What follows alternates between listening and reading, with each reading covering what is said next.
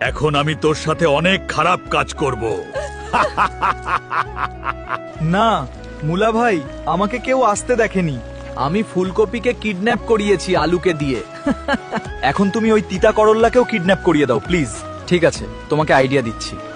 মুলা বস, আপনার স্ত্রীকে এখন কি করব? কাঁচাই চিবিয়ে খেয়ে ফেলবো নাকি কষ্ট দিয়ে মারবো? আলু, এসব কি হচ্ছে? আমার কি দোষ? এখন একটু অপেক্ষা করো, ওই তিতা করল্লাকেও এখন কিডন্যাপ করতে হবে। শেষ পর্যন্ত এসবের পেছনে কে আছে বলুন? আমি কার কি ক্ষতি করেছি? আমার বোন ফুলকপিকে কে কিডন্যাপ করেছে তুমি কি জানো গাজর? আমি কি করে জানবো? তোমার নিশ্চয়ই কিছু জানা আছে, প্লিজ বলো। আমি সত্যিই কিছু জানি না।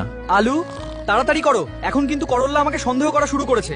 আমি খুব তাড়াতাড়ি ফুলকপি আর করল্লা এই দুজনকেই তোমার কাছে নিয়ে আসবো, কিন্তু আমার আরো বেশি টাকা চাই।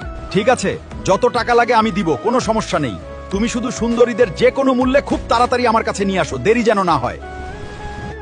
করল্লা, পানি খাও। আমি জানি তুমি রান্না করতে করতে ক্লান্ত হয়ে গেছো, তাই এই পানিটুকু খেয়ে নাও। তুমি আমার কত খেয়াল রাখো স্বামী। আমার মাথা ঘুরছে।